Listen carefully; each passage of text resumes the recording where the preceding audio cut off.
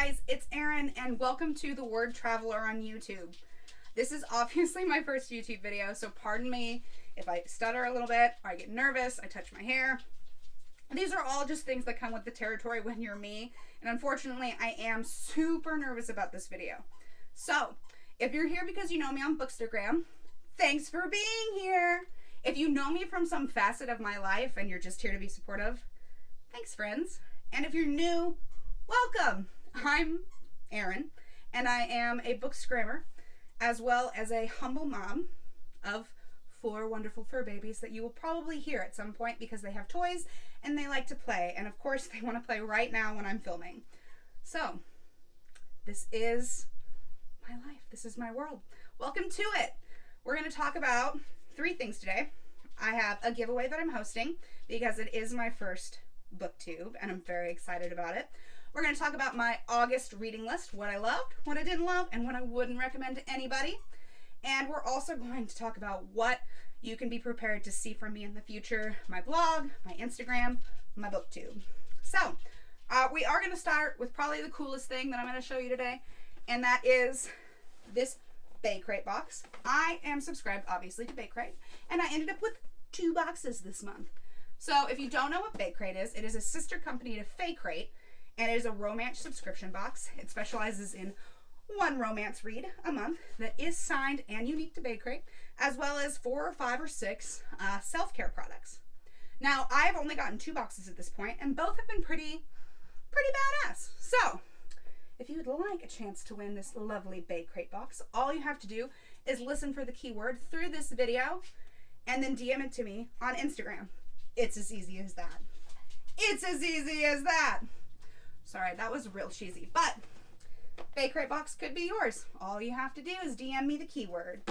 So, that part's done. We're now going to talk about what I loved that I read in the month of August. So, my first book is Meet Cute by Helena Hunting. I really enjoyed this book. It has a interesting backstory between the 2 main characters. They meet in college. I also loved the fact that there was a tragedy attached to it, because I feel like even though it's sad, it gives the characters so much depth. And unfortunately, in a lot of romance books, that kind of falls flat. So Helena Hunting does a really great job of giving the characters interesting backstories.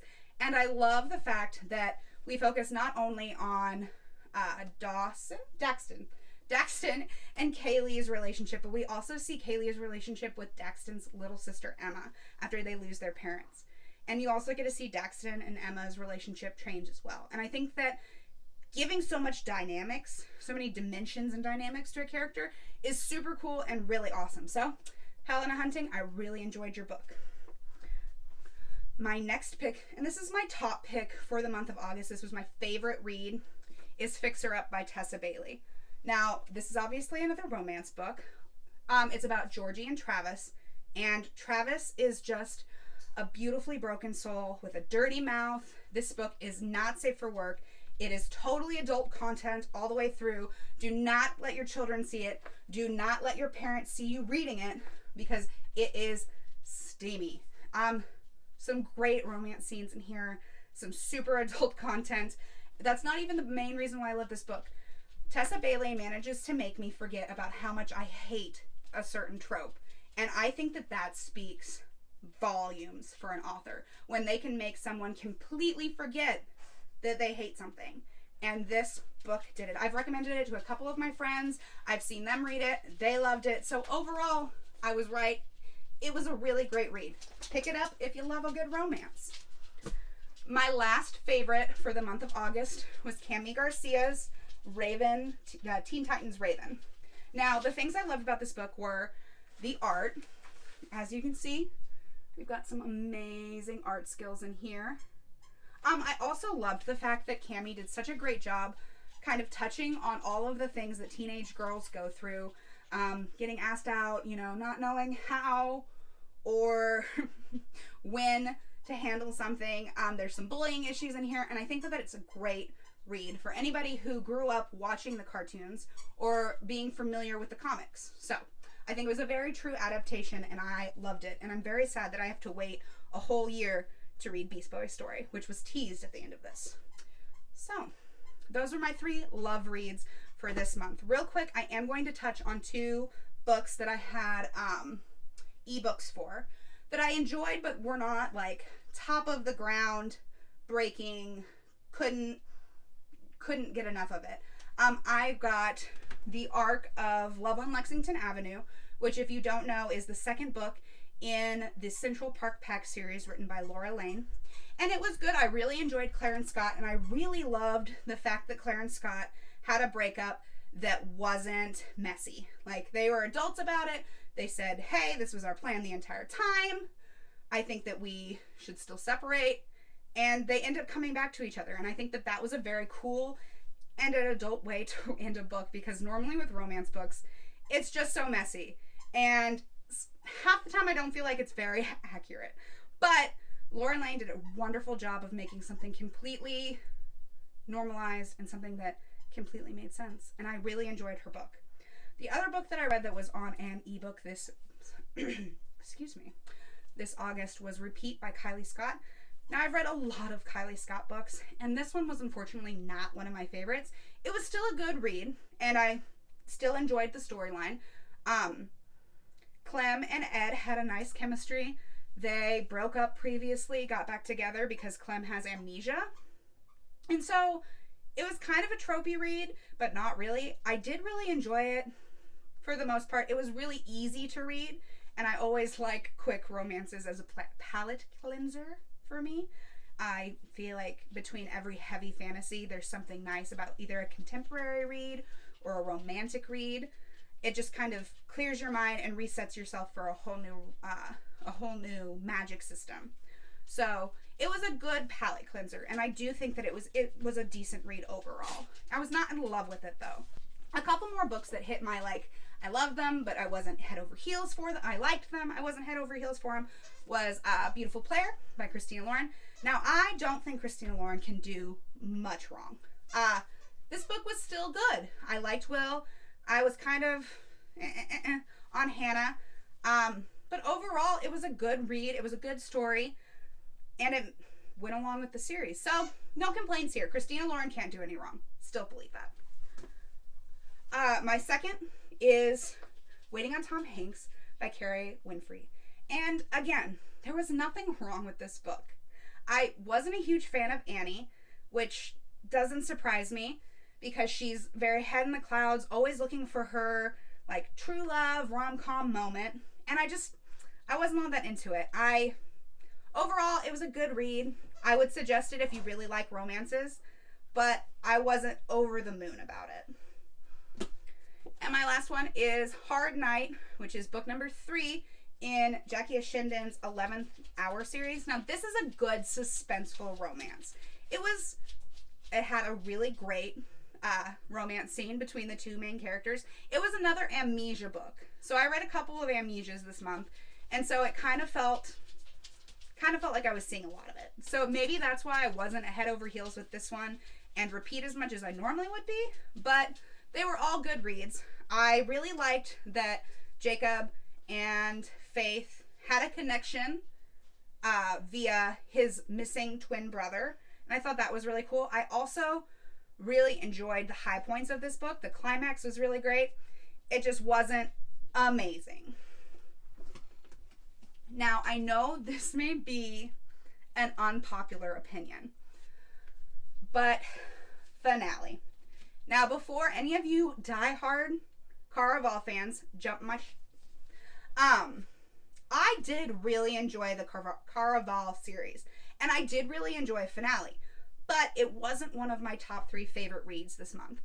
But I will say that Stephanie Garber does an amazing job ending the series. This was definitely my favorite book from the series, and I cannot commend her enough for ending the series the way she did, because there's a lot of thoughts on my end that I was like, I know this is going to end a certain way because most YA fantasies end a certain way, and I'm sure all of you know what I mean. But I am so very proud that Stephanie Garber ended this book the way she did. And I did really enjoy the Caraval series. There is a full review for the Caraval series on my blog, and you can read it. And am not mean about the Caraval series. I did enjoy it. I do think it was a little overhyped, but overall, it was a good, solid series. Pardon me, I have to reach. My cameraman's gone. P.S. If you don't know, Ryan is my cameraman and will be doing all of my editing for my videos. And normally, he's here behind the camera, or normally, we haven't done this before, but when we filmed the last time, he was behind the camera, letting me know my time, letting me know how much time I've wasted blathering on. He's not here right now. So I'm doing everything on my own, which means I have to reach across the bed to get my books. First world problems. So, the first book that I had such a hard time with, and I really, really wanted to like it, was An Enchantment of Ravens by Margaret Rogerson. And I really wanted to like it, guys. I really did.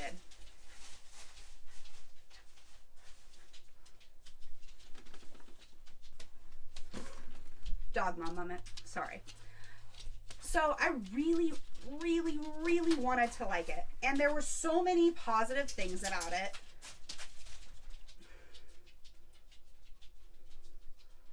They're all here now.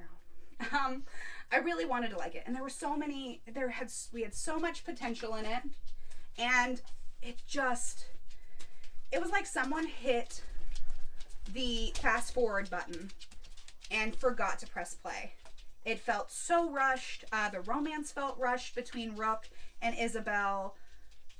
I mean, the magic system I really struggled with it. I couldn't wrap my head around it. It seemed like at one point you needed blood. At one point you didn't. And I feel like the ending was kind of a cop-out. But I will say that I did just finish Sorcery of Thorns, and I am head over heels for it. So I genuinely think that Enchantment of Ravens was just a debut that just couldn't get off the ground. It was just, she had a certain amount of pages maybe. And I mean, there was so much potential in it. I love tricky fays. I love when fae and humans don't get along. And I love the fact that humans had something over the fays that the fays couldn't do. So overall, I feel like Enchantment of Ravens had a lot of potential. It just didn't live up to my expectations. So I'm sorry if you guys were fans of Enchantment of Ravens, but I just wasn't. I will say everyone needs to read Sorcery of Thorns because holy cow, that book. After reading this, was not sure I was going to enjoy it, and I really, really did.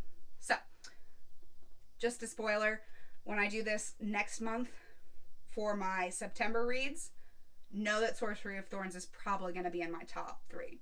Because, I mean, it was fantastic, and I'm semi-obsessed now. Now, real quick, before I talk about the 3 books that I just can't get behind, cannot wrap my head around why so many people have talked them up, I'm going to give you your keyword, which is simply read me. All you have to do to win this BAECRATE box is DM me, read me. Simple as that. So, let's chat the wedding date series. The wedding date series. So, I have all 3 books right here with me right now. And all 3 books had the ability to really just get under my skin and make me upset. Now, I'm not going to touch on the big reason why I disliked this series because it's kind of controversial and I don't want to start off YouTube with any huge controversy. So if you would like to know about it, go head over to my blog. It'll be linked in the bio below. So instead, I'm going to go point by point, 1, 2, and 3, and talk about what my problems with these books were. So 1, I loved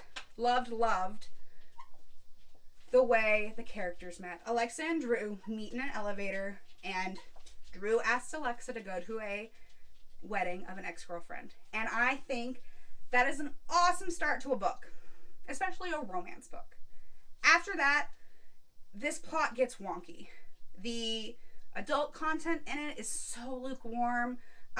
Alexa is super confident throughout the entire book, But as soon as she goes to a party with a couple of Drew's exes and they say that they have an expiration date, it's like her character completely flips. She's an entire insecure mess, and I couldn't get behind it.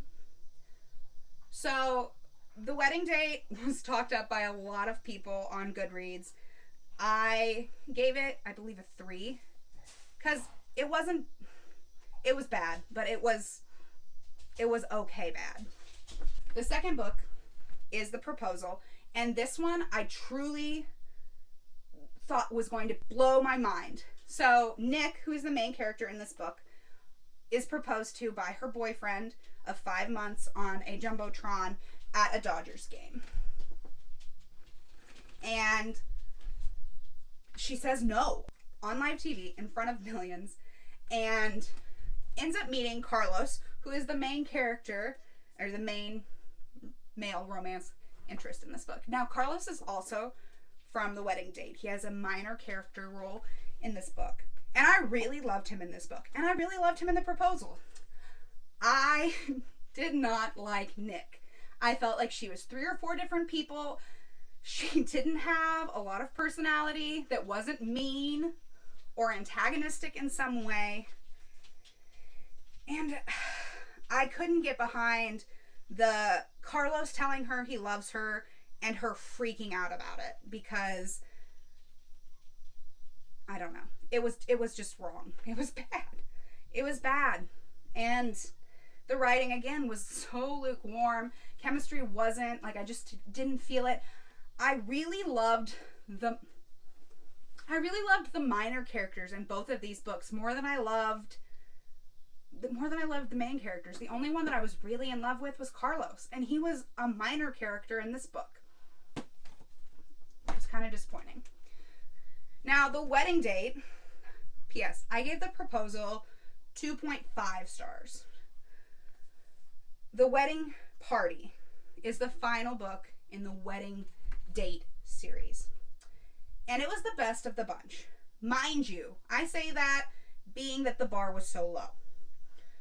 Maddie and Theo are the main characters in this book, and they are a complete mismatch, at least in my opinion. And I'm sure that's why the author did it, was because obviously popular opinion would say that these two do not belong together. But man, it was bad.